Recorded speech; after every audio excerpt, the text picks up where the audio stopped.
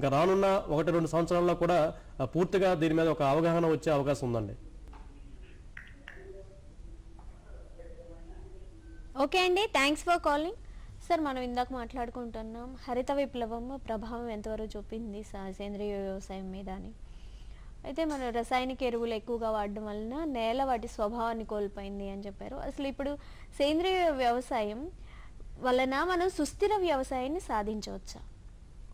తప్పకుండా మనం సుస్థిర వ్యవసాయం సాధించాలంటే మన రైతాంగం కంపల్సరిగా సేంద్రీయ వ్యవసాయం వైపే మొగ్గు చూపాలి.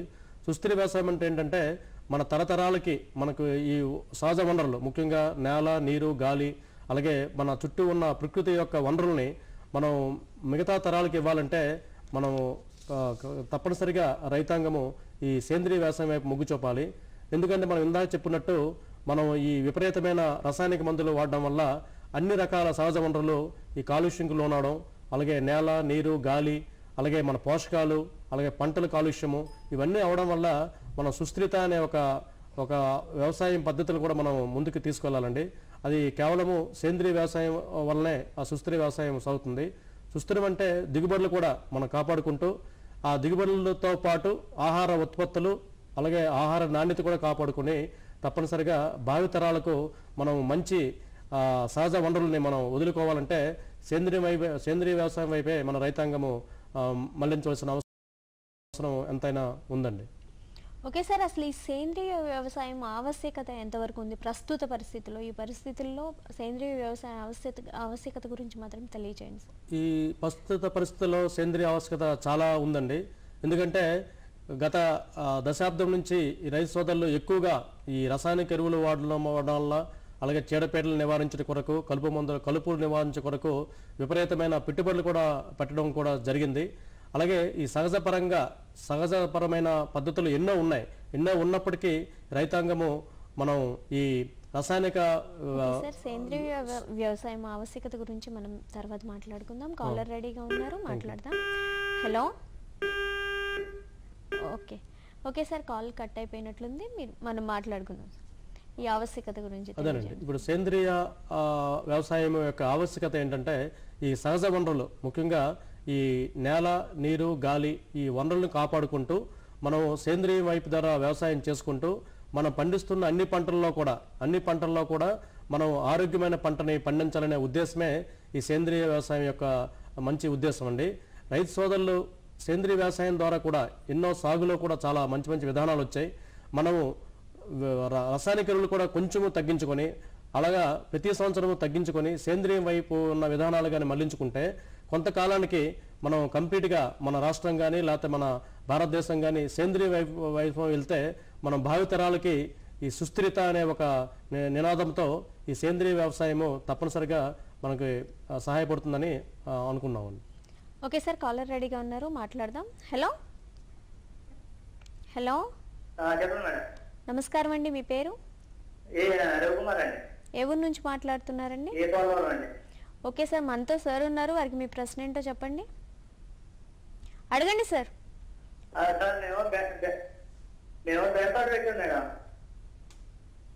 సార్ ఏమండి? బెండ తోట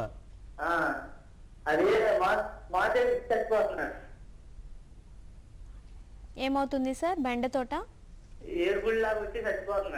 వేరుకుళ్ళు లాగా వచ్చి చనిపోతుందంట సార్. ముఖ్యంగా మనం ఇప్పుడు చెప్పుకున్నట్టు వేరుకుళ్ళు తెగులు వచ్చిందంటే మీరు వేసుకున్న నేల కూడా మీరు సరిగ్గా చూసుకోవాలండి. ఈ బెండ తోటలు వేసుకున్నప్పుడు కొద్దిగా ఎర్ర నేలలు అలాగే ఎత్తున్న నేలలు వేసుకోవాలి. మీరు నీరు పెట్టేటప్పుడు ప్రతిసారి ఎక్కువగా నీరు పెట్టకుండా ఆ మురుగు నీరు పోయే సౌకర్యం కూడా మీరు తీసుకుంటే తప్పనిసరిగా ఈ కుళ్ళు తెగులు అలాగే ఏవైనా తెగులు ఎక్కువగా ఎప్పుడైతే నీరు ఎక్కువ ఉంటుందో పంట పొలాల్లో ఎప్పుడైతే మీరు మురుగునీరు సౌకర్యం మీరు కల్పించలేదో తప్పనిసరిగా ఈ బెండ సాగుల్లో కానీ ఈ తెగులు వస్తుంటాయి. కాబట్టి రైతు సోదరులు గమనించినట్టుంటే ఈ కూరగాయలు వేసేటప్పుడు ఆ మురుగునీరు సౌకర్యం ఉందో లేదో చూసుకోవాలి. తద్వారా మనం ఇటువంటి విధానాలు పాటించడం వల్ల మనం ఆ నివారణ కొరకు మనం వేరే రసాయన మందులు వాడడం కూడా తగ్గించి మనం మంచి నాణ్యమైన ఉత్పత్తులు ఈ బెండలో కూడా పొందొచ్చండి. ఓకే అండి, థ్యాంక్స్ ఫర్ కాలింగ్. ఇంకో కాలర్ రెడీగా ఉన్నారు సార్, మాట్లాడదాం. హలో,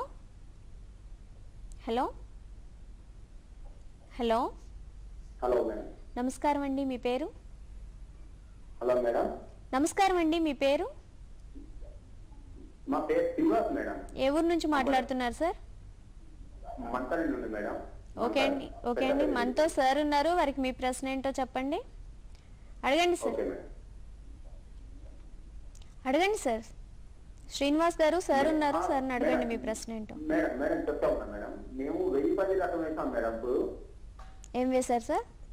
1010 రకం వేసాం మేడం. 1010 రకం ఓకే వరి పొలం. చెప్పండి. ఆ సాగుకు వచ్చేసి మొగి బాగా పడిపోతుంది సార్. మేము నాటేసి 20 రోజులు అవుతుంది. ఓకే. మొగి బాగా పడిపోతుంది సార్. మొగికి ఏం మంది అలా పూర్తి చేసినాం సార్. పూర్తి చేసినా కానీ ఒక 4-5 రోజుల తర్వాత మళ్ళీ కంటిన్యూగా ఆకు పడిపోవడం అట్లనే స్టార్ట్ అయింది సార్. వరి నారు మళ్ళీ 1010లో ముఖ్యంగా ఈ ఆకు పడిపోవడం అనేది ఏమీ జరగదండి. ముఖ్యంగా రబీ కాలంలో అయితే ఈ కాండం తొలుచు పురుగు అనే ఎక్కువ ఉధృతి ఎక్కువగా ఉంటుంది.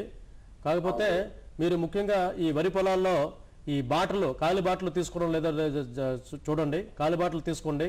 అలాగే వరి పొలాల్లో ఈ ఎక్కడైతే ఈ చీడపీడలు ఉన్నాయో కొద్దిగా పక్షి స్థావరాలు కానీ లేకపోతే ఈ ఫెరమోన్ ట్రాప్స్ లింగాకర్షణ బుట్టలు అంటాం, అవి కూడా పెట్టి మనం కొంత ఈ 1010లో ఈ చీడపీడల నివారణ కూడా మనం నివారించుకోవచ్చండి. ఓకే అండి, థ్యాంక్స్ ఫర్ కాలింగ్. ఇంకో కాలర్ రెడీగా ఉన్నారు సార్, మాట్లాడదాం. హలో హలో నమస్కారం అండి, మీ పేరు? మీ పేరు? శ్రీరామ్ ప్రసాద్. ఏ ఊరు నుంచి మాట్లాడుతున్నారండి? హిందూపల్లి. ఓకే అండి, మనతో జోగినాయుడు గారు ఉన్నారు, వారికి మీ ప్రశ్న ఏంటో చెప్పండి.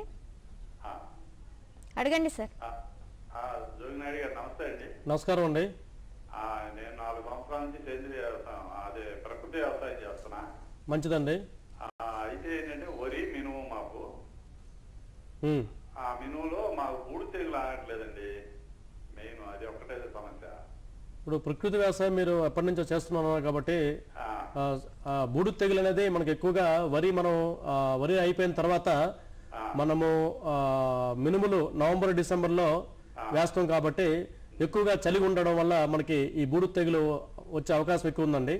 అయితే మీరు వేసేటప్పుడు ముఖ్యంగా రైతు సోదరులు ఈ అపరాల్లో ఎక్కువగా విత్తన మోతాదు కూడా ఎక్కువ వేయడం వల్ల సరైన మనం దూరాన్ని పాటించడం వల్ల స్పేసింగ్ అంటాం, మొక్కకి దూరం పాటించకపోవడం వల్ల కూడా ఈ వరిలో పౌడర్ మెల్లు డిసీజ్ వస్తుంది.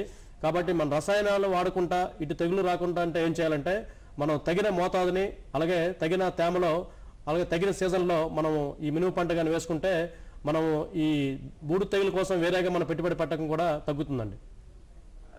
వేరే దానికి రసాయనాలు ఏమి ఇవ్వండి ప్రకృతి వ్యవసాయంలో? ప్రకృతి వ్యవసాయం అంటే కొంచెం దీనికి ప్రకృతి వ్యవసాయంకి సేంద్రీయ వ్యవసాయంకి కొంచెం తేడా ఉంది. అసలు యాక్చువల్గా మనకి వరేసిన తర్వాత అపరాల్లో రైతు సోదరులు ఎక్కువగా పెట్టుబడి పెట్టే ఆసక్తి చూపరు. ఎందుకంటే వరి పంటలో ఎక్కువగా మనం దాన్ని బాగా మంచిగా చూసుకుంటాం కాబట్టి పోషకాల రూపంలో మనం మినుము పంటలో మనం ఏమాత్రం ఒక ఎకరాకి 4-5 క్వింటాలు వచ్చినా మనం అది ఒక మంచి ఆదాయంగా రైతులు పరిగణిస్తారు. కాబట్టి మనం ఎక్కువగా మినుము పంటలో మనం ఇటువంటి నివారణ చర్యలు చేపట్టడం కూడా మంచిది కాదని నా అభిప్రాయం అండి. ఓకే అండి, థ్యాంక్స్ ఫర్ కాలింగ్. ఇంకో కాలర్ రెడీగా ఉన్నారు సార్, మాట్లాడదాం. హలో హలో నమస్కారం అండి, మీ పేరు? నవ్య అండి. ఏ ఊరు నుంచి మాట్లాడుతున్నారు మేడం? ఓకే అండి, మనతో సార్ ఉన్నారు, వారికి మీ ప్రశ్న ఏంటో చెప్పండి. అదే ఆర్గానిక్ ఫార్మింగ్ లో వచ్చే ప్రొడక్షన్ ఎలా ఉంటుంది, ఇంకా దాని కాస్ట్ ఉత్పత్తి? అర్థమైందమ్మా నువ్వు చెప్పే ప్రశ్న. ఆర్గానిక్ ఫార్మింగ్ ద్వారా అంటే సేంద్రీయ వ్యవసాయం ద్వారా పండించే పంటల్లో ముఖ్యంగా నాణ్యత కోసమే మనం ఇప్పుడు చెప్తున్నాం. ఎందుకంటే అందులో సేంద్రీయ వ్యవసాయం ద్వారా ఎక్కువగా మనం రసాయనిక వ్యవసాయం చేయం కాబట్టి ఆర్గానిక్ ఫార్మింగ్ ద్వారా అంటే సేంద్రీయ వ్యవసాయం ద్వారా సాగు చేసే ఉత్పత్తులన్నీ నాణ్యత చాలా బాగుంటుంది. అలాగే అందులో పోషకాలు కూడా చాలా ఎక్కువగా ఉంటాయి. అలాగే ఈ సేంద్రీయ వ్యవసాయం ద్వారా పండించిన ఉత్పత్తుల యొక్క నిల్వ యొక్క సామర్థ్యం కూడా ఎక్కువ ఉంటుంది. కాబట్టి నాణ్యత విషయంలో సేంద్రీయ వ్యవసాయం ద్వారా పండించే ఏ ఆహార ఉత్పత్తులైనా చాలా మంచిగా ఉంటుంది. కాబట్టి రైతు సోదరులు అందరూ అలాగే మన రాష్ట్ర ప్రజలందరూ గమనించాలండి. సేంద్రీయ వ్యవసాయం వైపు మొగ్గు చూపితే నాణ్యత విషయంలో చాలా బాగుంటుంది. ఓకే అండి, థ్యాంక్స్ ఫర్ కాలింగ్. సార్, అసలు ఈ సేంద్రియ వ్యవసాయంలో చేపట్టవలసినటువంటి రాజీ లేని సూత్రాలు ఏమైనా ఉన్నాయా? వాటి గురించి తెలియజేయండి సార్.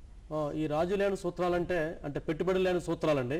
ముఖ్యంగా రైతు సోదరులందరికీ మనం చెప్పేది ఏంటంటే వేసవిలో దుక్కులు దున్నుకోవడం అంటే పంట అయిపోయిన తర్వాత పంట కోత అనంతరం వేసవి కాలంలో దుక్కులు దున్నుకోవడం, అలాగే తొలకరిలో వర్షాలు పడవగానే పొలం గట్లందరూ మన రైతు సోదరులందరూ సామూహికంగా పొలం గట్లపై మంటలు పెట్టుకోవడం, అలాగే ఈ మన గట్లపై చెట్లు పెంచుకోవడం, అలాగే ఈ పక్షి స్థావరాలు ఏర్పరచుకోవడం, ఈ అదేవిధంగా పచ్చి రొట్టె ఎరువులు వాడుకోవడం, అలాగే అంతర పంటలు వేసుకోవడం, ఇవన్నీ రైతు స్థాయిలో రైతు దగ్గర ఉన్న వనరులతోనే మనం ఏ రసాయనం వాడకుండా కూడా మనం పోషకాలు అందించవచ్చు. అలాగే నేల యొక్క స్వభావాన్ని, నేల యొక్క భౌతిక క్యారెక్టర్స్ని, అలాగే నేల యొక్క రసాయనిక క్యారెక్టర్స్ని, అలాగే నేలని నిర్జీవంగా ఉండించే బదులు సజీవంగా ఉండాలంటే తప్పనిసరిగా కొన్ని సూత్రాలు పాటించాలి. అందులో వేసవి దుక్కులు కూడా చాలా ముఖ్యం. అలాగే పచ్చి రొట్టె ఎరువులు, అలాగే ఈ చీడపీడల్ని వివిధ మార్గాల ద్వారా ఈ సహజంగా కూడా మనం నివారించుకొని మనం మంచి సూత్రాల విధంగా వెళ్ళి రాను రాను పెట్టుబడి తగ్గించుకుంటూ సేంద్రియం వైపు వెళ్ళడమే ఈ ప్రధాన ఉద్దేశం అండి. ఓకే సార్, అసలు ఈ సేంద్రియ వ్యవసాయంలో అధిక దిగుబడి రావడానికి చేయవలసిన ముఖ్యమైన పని ఏంటి సార్? అసలు పోషకాలు అనేవి వాటి పాత్ర ఎంతవరకు ఉంటుంది ఈ సేంద్రియ వ్యవసాయంలో? ముఖ్యంగా ఏదైనా వ్యవసాయ పంట సాగు చేసేటప్పుడు మనకి రెండు సమస్యలండి. ఒకటి, పోషకాలు ఏ విధంగా మనం అందించాలి. రెండు, ఆ పంటలో పండిస్తున్న ఈ చీడపీడలు వచ్చినప్పుడు మనం ఏ విధంగా నివారించాలి. ఈ రెండు పద్ధతులకే ఎక్కువగా మన రైతాంగము ఈ రసాయన రూపంలో చాలా ఎక్కువ పెట్టుబడులు పెట్టడం జరుగుతుంది. తద్వారా పెట్టుబడులు ఎక్కువ, అలాగే దిగుబడి కూడా ఎక్కువ, కానీ రాబడి అలాగే ఆదాయం చాలా తక్కువ ఉండడము, అలాగే పంట ఆరోగ్యం క్షీణించడము, అలాగే నాణ్యత లేని ఉత్పత్తులు సాధించడం జరుగుతుంది.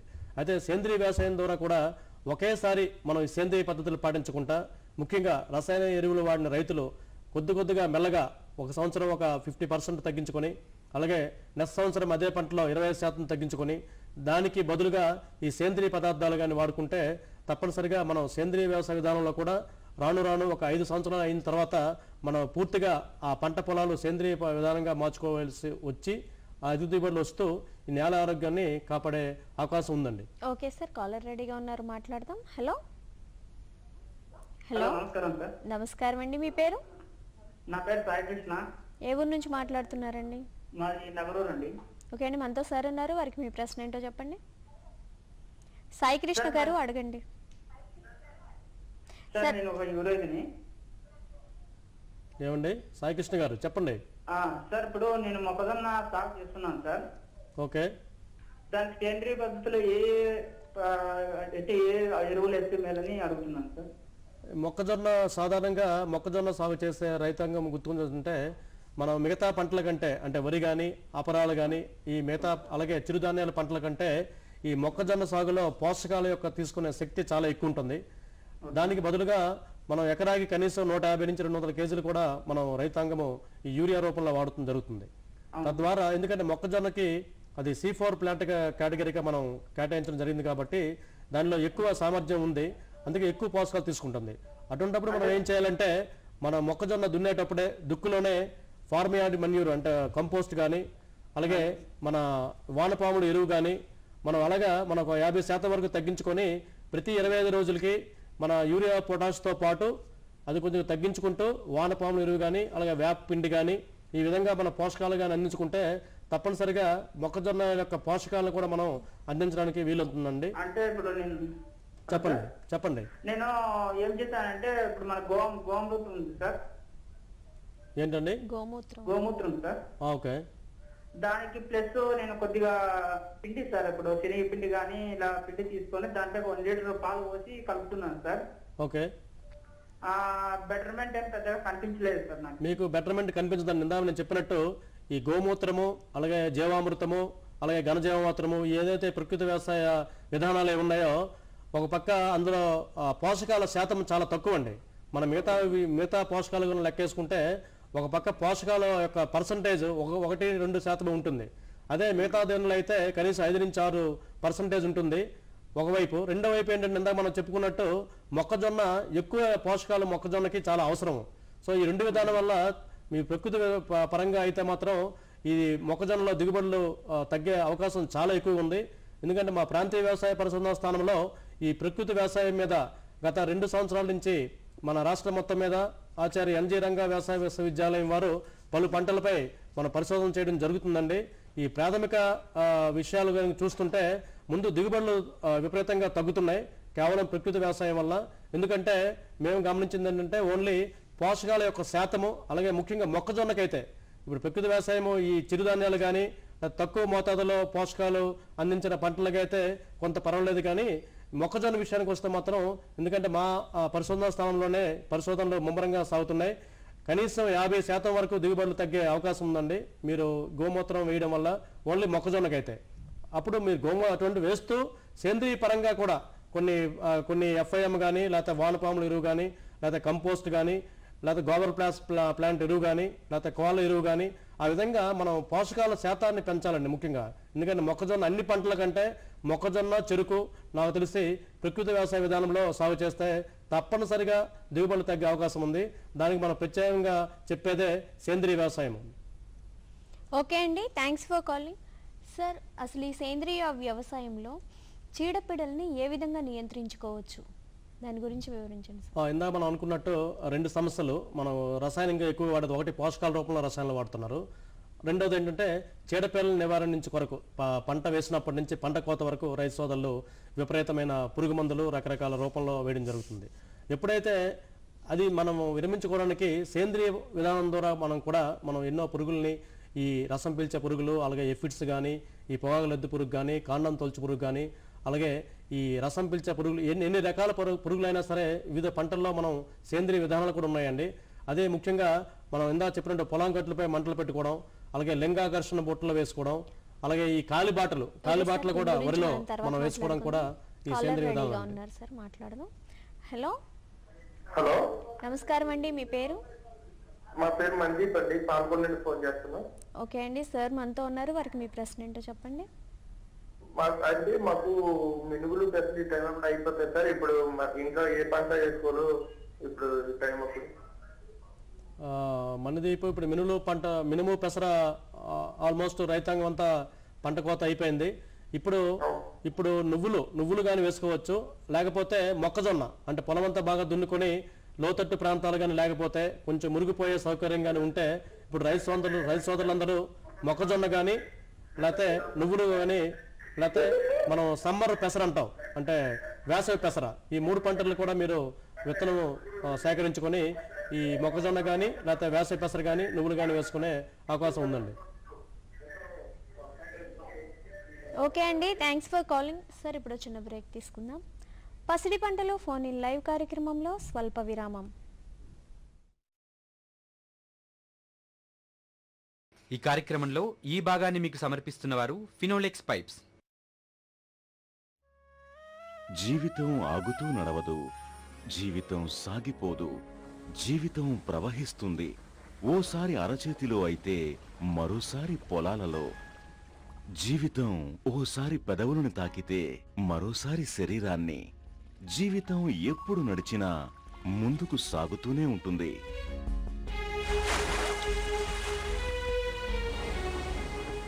ఫినోలెక్స్ పైప్స్.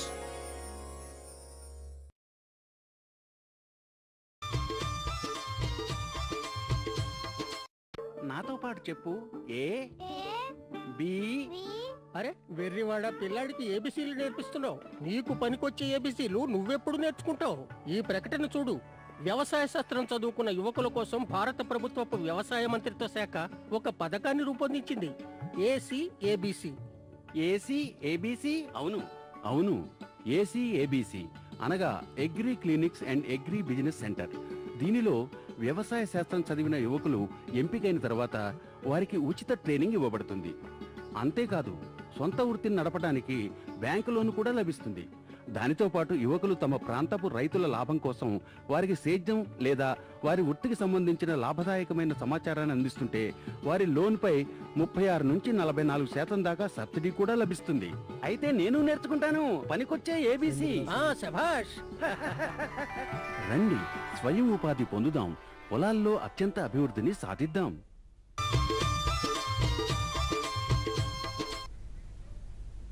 పసిడి పంటలు ఫోన్ ఇన్ లైవ్ కార్యక్రమానికి తిరిగి స్వాగతం. సార్, కాలర్ రెడీగా ఉన్నారు, మాట్లాడదాం. హలో, నమస్కారం అండి, మీ పేరు? ఏ ఊరు నుంచి మాట్లాడుతున్నారు సార్? ఓకే అండి, మనతో జోగి నాయుడు గారు ఉన్నారు, వారికి మీ ప్రశ్న ఏంటో చెప్పండి. చెప్పండి. అది 4 నెలలు అయింది సార్, మేము అరటి పెట్టాము. సేంద్రియ ఎరువు నుండి ఏదన్నా చెప్పండి సార్. అది పంట బాగా వచ్చేదానికి మేము యూరియా పొటాస్ మెగ్నీషియం ఇట్లా వాడతాం సార్. అది లేకుండా సేంద్రియ ఎరువులు అనేది బెల్లం పానకము ఆవు మూత్రము అట్లా పోస్తాం సార్ 2 నెలల వరకు. ఇప్పుడు ముఖ్యంగా ఇప్పుడు నేను చెప్పినట్టు ఈ బెల్లం పాకము ఇవన్నీ మూత్రాలు కూడా అవి సేంద్రియ పదార్థాల కింద రావండి. మనం అరటి అనేది మనకు సంవత్సరంన్నర వరకు మనకి పంట రాదు కాబట్టి మనకి అరటి పళ్ళు వచ్చేసరికి దానికి ఎక్కువ పోషకాలు కాబట్టి వాటితో పాటు మీరు ఈ సేంద్రియ పదార్థాలైన ఈ వర్మీ కంపోస్ట్ కానీ లేకపోతే మన ఈ పశువుల పెంట కానీ లేకపోతే పౌల్ట్రీ మెన్యూర్ కానీ అటువంటివి కూడా మీ సాగు చేసేటప్పుడు ఈ ద్వారా కూడా పోషకాలు అందిస్తే తప్పనిసరిగా అరటిలో మనకి ఎక్కువ దిగుబడి వచ్చే అవకాశం ఉంది. ముఖ్యంగా కేవలం ప్రకృతి వ్యవసాయమే కానీ చేస్తే మనకి పోషకాల లోటు ఎక్కువగా ఉంది కాబట్టి దాంతోపాటు సేంద్రియ విధానాలు ఇటువంటి ఈ సేంద్రియ పదార్థం ఎక్కువ ఉన్న పోషకాల రూపంలో కానీ వాడితే తప్పనిసరిగా అరటిలో కూడా మంచి దిగుబడులు వచ్చే అవకాశం ఉందండి. ఓకే అండి, థ్యాంక్స్ ఫర్ కాలింగ్. ఇంకో కాలర్ రెడీగా ఉన్నారు సార్, మాట్లాడదాం. హలో, నమస్కారం అండి, మీ పేరు? ఏ ఊరు నుంచి మాట్లాడుతున్నారండి? ఓకే అండి, మనతో సార్ ఉన్నారు, వారికి మీ ప్రశ్న ఏంటో చెప్పండి. నమస్తే సార్. నమస్కారం రాజారెడ్డి గారు. చెప్పండి. కొత్త రకం వంగడాలు ఏమైనా ఉంటాయి సార్? అంటే మీ కడప ప్రాంతం, మీరు కడప అంటున్నారు, అక్కడ దగ్గరున్న ప్రాంతీయ వ్యవసాయ పరిశోధనా స్థానం కానీ లేకపోతే వరి పరిశోధనా స్థానం వైపు మీరు అక్కడ ఉన్న శాస్త్రవేత్తలు కానీ సంప్రదిస్తే తప్పనిసరిగా అటువైపు అక్కడ అనుకూలమైన వరి వంగడాలు మీకు సిఫార్సు చేస్తారు. ఎందుకంటే రాష్ట్రంలో ఒకే ప్రాంతానికి అలాగే అన్ని ప్రాంతాలకి ఒకే రకాన్ని మనం సిఫారసు చేయడం జరగటం లేదు కాబట్టి ఏ ప్రాంతానికైతే ఆ ప్రాంతానికి సిఫారసు చేసే వేరే వరి వంగడాలు ఉన్నాయి కాబట్టి దయచేసి మీరు ఆ దగ్గరున్న వ్యవసాయ పరిశోధనా స్థానాన్ని సంప్రదిస్తే తప్పనిసరిగా మీకు మీ వాతావరణ పరిస్థితులు బట్టి, మీ నేల స్వభావాన్ని బట్టి, మీకున్న వనరులను బట్టి ఏ వరి వంగడము మీకు మంచిదో చెప్పే అవకాశం ఉందండి. చెప్పండి. హలో, ఓకే అండి, కాల్ కట్ అయిపోయినాను. థ్యాంక్స్ ఫర్ కాలింగ్ అండి. సార్, అసలు మన ఈ సేంద్రియ వ్యవసాయంలో ఏవైనా పరిశోధనలు, ప్రకృతికి అనుగుణంగా ఉండే పరిశోధనలు జరుగుతున్నాయా? మార్గదర్శక సూత్రాలు చెప్తారా? ఈ సేంద్రియ వ్యవసాయం నుంచి అంటే పరిశోధనలు ఎప్పుడో జరిగాయండి ఆర్గానిక్ ఫార్మింగ్లో. అందులో మనం ఇందాక అనుకున్నట్టు హరిత విప్లవం వచ్చినప్పటి నుంచి మనం ఎక్కువ దిగుబడుల కోసము మనం సేంద్రియ వ్యవసాయం కొద్దిగా మనకి వెనక్కి పెట్టడం జరిగింది. కాకపోతే ఇందులో ముఖ్యంగా మార్గదర్శకం ఏంటంటే నేల స్వభావము, నేల యొక్క క్యారెక్టర్స్, నేల యొక్క ప్రత్యేక అంశం, నేలనే మనం ఒక మంచి మెయిన్ ఇన్పుట్గా అనుకొని నేలని ఎంత విధంగా మనం దాన్ని శక్తి సామర్థ్యాలు, ముఖ్యంగా నేల నీటిని ఉంచే శక్తి, అలాగే నేల పోషకాలు ఉంచే శక్తిని, అలాగే నేలలో సూక్ష్మజీవులు ఎక్కువగా ఉండే వాతావరణం మనం కలిగించాలి. ఈ రసాయన పరంగా అయితే ఇవన్నీ తగ్గిపోతున్నాయి. అంటే నేల యొక్క ఆరోగ్యము ఈ భౌతిక పరంగా, రసాయనిక పరంగా, అలాగే జీవపరంగా నేల ఆరోగ్యం క్షీణించింది కాబట్టి మళ్ళీ మనం ఈ సేంద్రియ వ్యవసాయం వైపు మళ్ళీ నేల ఆరోగ్యాన్ని కాపాడమే ప్రధాన ఉద్దేశం అండి. ఎందుకంటే మంచి నేల నుంచి మంచి ఆరోగ్యమైన పంట వస్తుంది. ఎప్పుడైతే మంచి ఆరోగ్యమైన ఉత్పత్తులు పంట వస్తుందో ఒక ఆరోగ్యమైన జీవన శైలి ఉంటుంది. కాబట్టి తప్పనిసరిగా రైతు సోదరులు ఈ సేంద్రియ వ్యవసాయం వైపు మొగ్గు చూపాలని కోరుతున్నామండి. కాలర్ రెడీగా ఉన్నారు సార్, మాట్లాడదాం. హలో, నమస్కారం అండి, మీ పేరు? ఏ ఊరు నుంచి మాట్లాడుతున్నారు సార్? ఓకే అండి, మనతో సార్ ఉన్నారు, వారికి మీ ప్రశ్న ఏంటో చెప్పండి, అడగండి సార్. సార్, మేము మొక్కజొన్న వేసాం సార్. చెప్పండి సార్. మొక్కజొన్న వేసాం సార్, మరి ఇప్పుడు ప్రెసెంట్ 90 days ఉంది.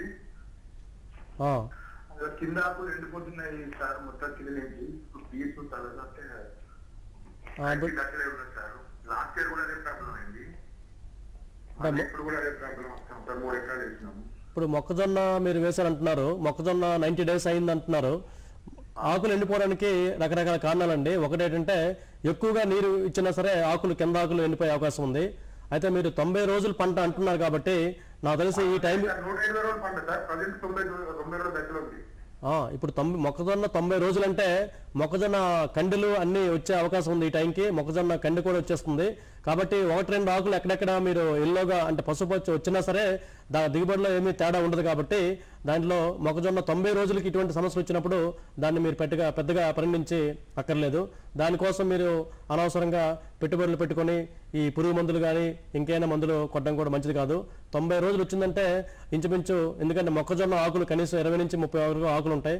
అందులో 1-2 ఆకులు మనం పసుపుగా అయిపోయినా సరే 90 రోజులు అంటున్నారు. కాబట్టి మీరు ఇటువంటి సమయంలో మీరు ఎటువంటి నివారణ చర్యలు చేపట్టక్కర్లేదండి. ఓకే అండి, థ్యాంక్స్ ఫర్ కాలింగ్. ఇంకో కాలర్ రెడీగా ఉన్నారు సార్, మాట్లాడదాం. హలో,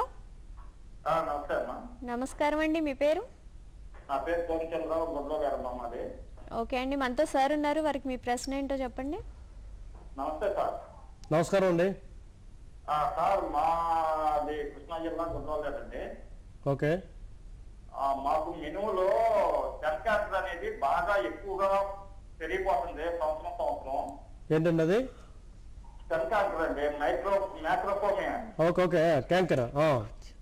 అది క్రాంకర్ పెరిగిపోతుంది. ఇప్పుడు సేంద్రీయ వ్యవసాయంలో దాన్ని నివారించే మార్గం ఏమైనా ఉందా? ఇప్పుడు వాళ్ళని దాని గురించి అడిగితే ఓన్లీ ట్రైకోడర్మా వేడి వేసుకోవటమే 4 ఏళ్ళ పాటు, అప్పుడే కంట్రోల్, లేదంటే వేరే ఆల్టర్నేటివ్ క్రాప్ వెళ్ళాలి అవును అని చెప్తున్నారు. ఇప్పుడు దానికి ఏమైనా సోర్సెస్ ఉన్నాయా? ఇప్పుడు సమాధానం కూడా మీ ప్రశ్నలోనే ఉంది. మీరే చెప్తున్నారు, ఏదైనా పంట ప్రతిసారి ఒకే సీజన్లో అదే పొలంలో పంట వేస్తుంటే తప్పనిసరిగా ఈ చీడపీడలు ముఖ్యంగా తెగుళ్ళు వచ్చే అవకాశం ఉంది. అయితే మరీ ముఖ్యంగా ఈ సంవత్సరం మనకి అన్ని ప్రాంతాల్లో కూడా ఈ మినుము పంట కూడా కొంచెం దెబ్బతినే గుర్తించాము. ఎందుకంటే ఈ వాతావరణ పరిస్థితులు బట్టి, అలాగే ప్రతి పంటలో మనం ఒకేసారి మినుము వేయకుండా పంట మార్పిడిని మీరే చెప్పారు. రైతు సోదరులు గమనించి ఈ పంట మార్పిడి చేయాలండి. ముఖ్యంగా వరి పొలం తర్వాత ఈ 0 టిల్లేజ్ మొక్కజొన్నని, లేకపోతే పచ్చిరొట్ట పంటలైన జనుము కానీ జీలుగు కానీ అటువంటి పంటలు వేసుకుని మళ్ళీ 2 సంవత్సరాల తర్వాత మళ్ళీ మన మొదటి పంట మినుము పంట కానీ వస్తే తప్పనిసరిగా ఇటువంటి చీడపీడలు తగ్గించే అవకాశం ఆస్కారం ఎంతైనా ఉందండి. థ్యాంక్ యూ అండి. ఓకే అండి, థ్యాంక్స్ ఫర్ కాలింగ్. ఇంకో కాలర్ రెడీగా ఉన్నారు సార్, మాట్లాడదాం. హలో, నమస్కారం అండి, మీ పేరు? ఏ ఊరు నుంచి మాట్లాడుతున్నారండి? ఓకే అండి, మనతో సార్ ఉన్నారు, వారికి మీ ప్రశ్న ఏంటో చెప్పండి. సార్ దయచేసి టీవీ వాల్యూమ్ తగ్గించుకొని ఫోన్లో మాట్లాడండి సార్. టీవీ మ్యూట్ చేయండి దయచేసి. ఓకే అండి, అడగండి సార్, మీ ప్రశ్న ఏంటో అడగండి.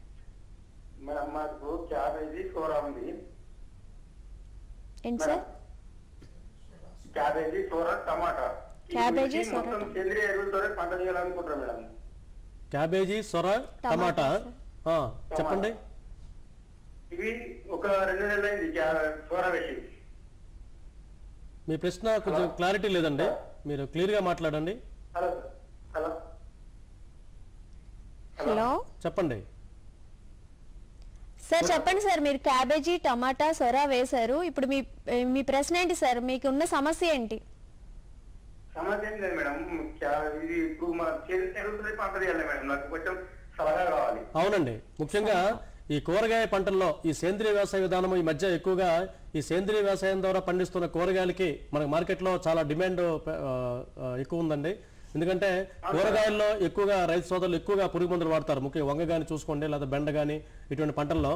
సో మీరు సేంద్రీయ వ్యవసాయం ద్వారా కానీ పండిస్తే ఎక్కువగా ఈ పశువుల పెంట ఎరువు కానీ, లేకపోతే ఈ వానపాలు ఎరువు కానీ, లేకపోతే ఈ వేపపిండి ద్వారా కానీ పండించుకుంటే తప్పనిసరిగా ఈ కూరగాయల్లో కూడా మంచి నాణ్యత వచ్చే అవకాశం ఉందండి. ఓకే అండి, థ్యాంక్స్ ఫర్ కాలింగ్. సార్ ఇప్పుడు చిన్న బ్రేక్ తీసుకుందాం. పసిడి పంటలు ఫోన్ ఇన్ లైవ్ కార్యక్రమంలో స్వల్ప విరామం. జీవితం సాగిపోదు, జీవితం ప్రవహిస్తుంది. ఓసారి అరచేతిలో అయితే మరోసారి పొలాలలో. జీవితం ఓసారి పెదవులను తాకితే మరోసారి శరీరాన్ని. జీవితం ఎప్పుడు నడిచినా ముందుకు సాగుతూనే ఉంటుంది. ఫినోలెక్స్ పైప్స్.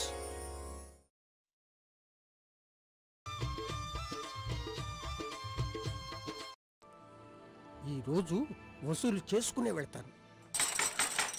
రాజలింగం, ఓ రాజలింగం. ఆయన స్కూలుకు వెళ్ళారండి. ఏంటి స్కూల్ కా? బాగుందమ్మా, సాకులు నువ్వు బాగానే చెప్తావు. అవునండి, నేను స్కూలుకే వెళ్ళాను. Farm school. అక్కడ రైతులకు పొలాల్లో దిగుబడి ఎలా పెంచుకోవాలో నేర్పుతారు. అంటే మట్టిని బట్టి సరైన ఎరువు, మంచి విత్తనాలు, ఇంకా అవసరాన్ని బట్టి వాడవలసిన కీటకనాశనులు. దానివల్ల తక్కువ పెట్టుబడితో అధిక లాభం. ఇదిగోండి మీ డబ్బు, దీంతో మీ బాకీ పూర్తిగా చెల్లు. పరిమళాల గుబాళింపులో, మధురాతి మధుర రుచులలో, ప్రగతి పథపు తంత్రుల్లో, విరిసే చిరునవ్వుల్లో, పచ్చ పచ్చని మొక్కల్లో, పెద్ద పెద్ద ఆంగళ్లలో, తుమ్మెదల ఝంకారంలో, సంతోషాల రాకలో. ఎన్హెచ్ఎం ఉద్యానవన మిషన్. మా కోరిక నీ చిరునవ్వు. పసిడి పంటలో ఫోన్ ఇన్ లైవ్ కార్యక్రమానికి తిరిగి స్వాగతం. సార్ కాలర్ రెడీగా ఉన్నారు, మాట్లాడదాం. హలో హలో నమస్కారం అండి, మీ పేరు? నా పేరు భాగ్య అండి, గుంటూరు జిల్లా అండి మాది. ఓకే అండి, మనతో సార్ ఉన్నారు, వారికి మీ ప్రశ్న ఏంటో చెప్పండి. సార్ నమస్తే సార్, మాది గుంటూరు జిల్లా అండి. నమస్కారం అండి. సార్ మేము 2 సంవత్సరాల నుంచి సేంద్రీయ వ్యవసాయం చేస్తున్నామండి. సేంద్రీయ వ్యవసాయం? అవునండి. ఏ పంట? మామూలుగా ప్రకృతి వ్యవసాయం, సేంద్రీయ వ్యవసాయం రెండు కదండి మామూలుగా. అయితే మనం ఇప్పుడు మామూలుగా ఇప్పుడు దీనిలో మాకు చిల్లీస్ ఎక్కువ అండి మిరపలో. ఏమంటారు? మిరప తోట అంటే మిరప తోటలా? ఎక్కువ అండి. అవును అవును అవును అవును. దీనిలో సముద్ర సంరక్షణ అన్ని చేపట్టినా కూడా మనకి పెస్ట్ కంట్రోల్ అనేది కొంచెం కావట్లేదండి. ఎన్ని కషాయాలు వాడినా మనం, అంటే దసండి కషాయాలు వాడాము, నేమాస్తం వాడాము, అన్ని కషాయాలు వాడుతున్నామండి. అవునవును. ఎల్లో స్టిక్స్ పెడుతున్నాము మళ్ళీ. అయినా కూడా కొంచెం ఇబ్బందిగా ఉందండి. ఇప్పుడు మామూలుగా సార్ ఇప్పుడు మనం ఈఎంస్ ఉన్నాయండి. అవును. ఇప్పుడు వేస్ట్ దిగుమతి కూడా వాడుతున్నాం ప్రస్తుతానికి. ఓకే. ఇప్పుడు సార్ ఇప్పుడు అంటే మామూలుగా మనకి ఇంకా పెస్ట్ కంట్రోల్ కావాలండి. ఇంకేం వాడుతుంది మామూలుగా తెల్లదనకి మెయిన్. అంటే ఇందాక మీరు అన్నారు ప్రకృతి వ్యవసాయము సేంద్రీయ వ్యవసాయం అని. ప్రకృతి వ్యవసాయం వేరండి, సేంద్రీయ వ్యవసాయం వేరు. కాకపోతే మీరు అందరికీ తెలుసు, మనకి మిరప పంటలో చాలా చీడపీడలు చాలా ఎక్కువ. మనం ప్రకృతి వ్యవసాయం ద్వారా కొన్ని పద్ధతులు పాటిస్తూ మనం రాసాయనికంగా మనకు చీడపీడల కోసము రైతు సోదరులు అప్పుడప్పుడు అవసరమైన మేరకు 1-2 సిఫారసు చేసిన మందులు మా ఆచార్య ఎన్జీ రంగా వ్యవసాయ విశ్వవిద్యాలయం వారు గుంటూరు లాబ్ ఫార్మ్లో ఈ మిరప పంటపై పరిశోధన చేశారు. కాబట్టి ఎక్కువగా మందులు వాడుకుంటా దానికి కావలసిన మోతాదులో కరెక్ట్ టైంలో 1-2 మందులు కానీ వాడితే మనం తప్పనిసరిగా మిరప పంటలో ఈ చీడపీడలు నివారించుకోవచ్చండి. ఎందుకంటే ప్రకృతి వ్యవసాయం ద్వారా మనం చీడపీడలు నివారించే పరిస్థితి చాలా తక్కువ ఉంది. ఇంకా దాని మీద ఇంకా పరిశోధనలు ఇప్పుడిప్పుడే మొదలయ్యాయి. కాబట్టి సో ప్రకృతి వ్యవసాయం వేరు, సేంద్రీయ వ్యవసాయం వేరు, రెండు జోడించాలి. అప్పుడే మనం ఈ సుస్థిర వ్యవసాయము సాధ్యం అవుతుందండి. ఏమంటారు?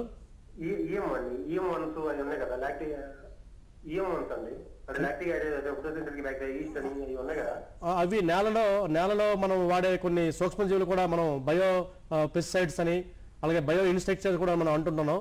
అటువంటి కూడా మనకి సిఫారసు చేసిన శాస్త్రవేత్తలు కానీ సిఫారసు చేస్తే తప్పనిసరిగా ఈ జీవ సంబంధ పురుగు మందులు కూడా ఉన్నాయండి. అవి వాడినా మీరు చెప్పిన సమస్య అధిగమించవచ్చండి.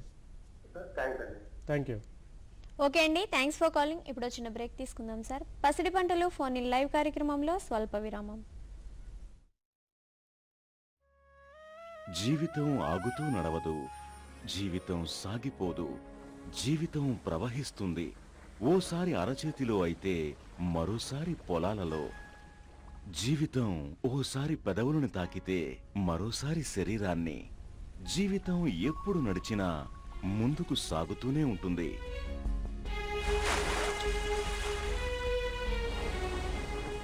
ఫినోలెక్స్ పైప్స్.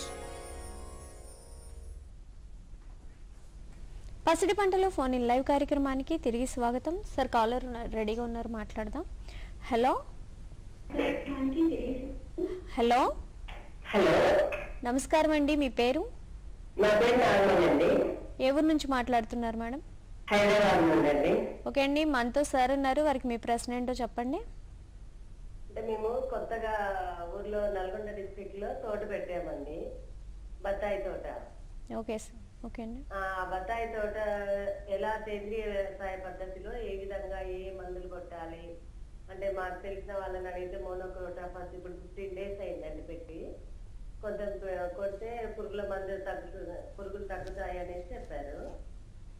అట్లా చీమలు ఏమన్నా ఉంటే అట్లా అంటే అట్లా కాకుండా సేంద్రియ వ్యవసాయంలో ఏం చేస్తే బాగుంటుందని. ఇప్పుడు సేంద్రీయ వ్యవసాయం ద్వారా అమ్మ మీరు చెప్పినట్టు బత్తాయి తోటల్లో ఎక్కువగా మనం రాయలసీమ ప్రాంతాల్లో ఎక్కువగా ఈ బత్తాయి తోటలో సాగు చేయడం జరుగుతుంది. అక్కడ మీరు అన్నట్టు అస్తమానం మనం ఈ మోనోక్రోటోఫాస్ అనే మందుని కొట్టకుండా ఈ జీవ రసాయన మందులు అంటే బయో ఇన్సెక్టిసైడ్స్ అలాగే బయో పెస్టిసైడ్స్ అంటాం, వాటి ద్వారా కూడా మనం ఈ కాలుష్యాన్ని తగ్గించి అలాగే ఈ యొక్క మందుల యొక్క మన డోసును కూడా తగ్గించుకొని మనం సేంద్రియంగా అంటే ముందు మనకి పంట చీడపీడలకు లోనవుతుందంటే ముఖ్యంగా మన గమనించవలసింది ఏంటంటే నేల యొక్క సారం కానీ నేల నిస్సారం అయిపోవడం కానీ లేకపోతే నేలల యొక్క రసాయనిక పరంగా భౌతిక పరంగా మంచిగా లేకపోవడం వల్ల బహుశా ఆ పంట మనం ఈ చీడపీడలకు లోనయ్యే అవకాశం ఉంది. కాబట్టి ముందు సేంద్రియంగా పంటని మనం కాపాడుతూ పోషకాల రూపంలో కాపాడుతూ దానికి ఒక శక్తిని ఒక టాలరెన్స్ని ఒక చీడపీడలను ఆశించే తట్టుకునే శక్తిని ఇవ్వాలంటే సేంద్రియ పరంగా ముందు సేంద్రియ పోషకాలు ఇవ్వాలండి. అలాగే బత్తాయి తోటలో అక్కడక్కడ మీరు ఈ పచ్చిరొట్ట ఎరువులు కూడా మనం వేసుకొని తొలకరి కాలంలో ఒక 45 రోజుల తర్వాత ఆ పచ్చిరొట్ట ఎరువుల్ని మన పొలంలో దున్నుకోవడం, అలాగే ఈ బత్తాయి తోటలన్నీ శుభ్రంగా కలుపు మొక్కలు లేకుండా చూసుకోవడం, ఇటువంటి ఈ సామూహిక సేంద్రియ విధానాలు కానీ తప్పకుండా వాడితే ఈ చీడపీడలు తగ్గే అవకాశం ఉందండి. అంటే ఇప్పుడు స్టార్టింగ్ కదండి మేము పెట్టింది, అంటే నాకు అనిపించింది దాని పట్ల అవగాహన లేదు. నేను ఒక ప్రైవేట్ టీచర్ని. అంటే ఇప్పుడు తెలుసుకోవాలని చాలా ఇంట్రెస్ట్ ఉంది అనమాట. అంటే సేంద్రియ పద్ధతుల ద్వారా అంటే నెట్ లో కూడా చూసేసి ఆవు పంచము ఇవన్నీ వేస్తున్నారు కదండి. అట్లా ఇప్పుడు వచ్చినటువంటి ఇగురికి కొత్త చెట్లకి ఏ విధంగా చేస్తే బాగుంటుంది అనేది. ఇప్పుడు మీరు కొత్త తోట అంటున్నారు కాబట్టి ఇదే మంచి సమయము. మీరు పోషకాలు ముఖ్యంగా ఈ కొత్త తోటలకి ఈ ఎరువు రూపంలో అంటే పచ్చిరొట్ట ఎరువులు కానీ ఈ పోషకాల కోసము మనం ఈ మన వర్మి కంపోస్ట్ కానీ లేకపోతే ఈ కంపోస్ట్ కానీ ఈ విధంగా వేస్తే ముందు పంటని మనం ఆరోగ్యంగా ఉంచితే మనం పంటలో ఆరోగ్యం ఉంచడం వల్ల చీడపీడలు కూడా తగ్గే అవకాశం ఉంది. కాబట్టి బత్తాయి తోటలకి ఎక్కువగా మనం రోజు చంటి పిల్లల్లాగా చూసే అవకాశం చాలా ఎక్కువ. ఎందుకంటే బత్తాయి తోటలో ఎక్కువ సమస్యలు ఎక్కువగా రైతు సోదరులు గమనిస్తారు. కాబట్టి సేంద్రియం ద్వారా మీ దగ్గరున్న శాస్త్రవేత్తని ఎవరైనా మీరు కలిస్తే ఇంకా మెరుగైన సలహాలు చూసే అవకాశం ఉంది. కాబట్టి మీరు చిన్న పురుగు కనిపించేసరికి ఈ మోనోక్రోటోఫాస్ కానీ లేకపోతే పురుగు మందు కొట్టకుండా ముందు సేంద్రియంగా ముందు వ్యవసాయం చేసి తద్వారా మనం నివారణ చర్యలు చేపడితే చాలా బాగుంటుందండి. ఓకే అండి, థ్యాంక్స్ ఫర్ కాలింగ్. ఇంకో కాలర్ రెడీగా ఉన్నారు సార్, మాట్లాడదాం. హలో హలో, నమస్కారం అండి, మీ పేరు? రాధాకృష్ణ మేడం, సంగారెడ్డి డిస్ట్రిక్ట్ హత్నూరా మండలం కొడిపేట మేడం. ఓకే అండి, మనతో సార్ ఉన్నారు, వారికి మీ ప్రశ్న ఏంటో చెప్పండి. అవును సార్, రాధాకృష్ణ గారు చెప్పండి. మేము ఇప్పుడు మొక్కజొన్న వేయాలనుకుంటున్నాం సార్. ఇప్పుడు ఈ టైంలో మొక్కజొన్న వేయచ్చా సార్? మస్కమిలనా? మొక్కజొన్న అండి. మొక్కజొన్న బ్రహ్మాండంగా వేయచ్చు.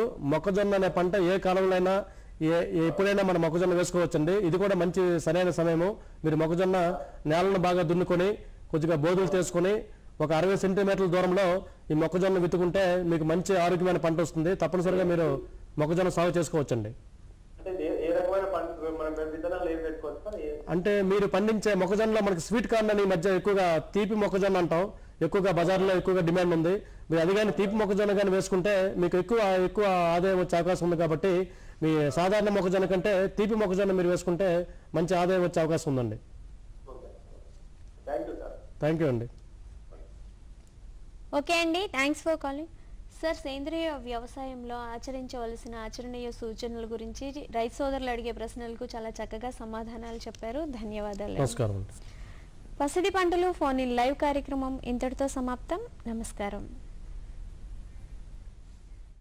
జీవితం సాగిపోదు, జీవితం ప్రవహిస్తుంది.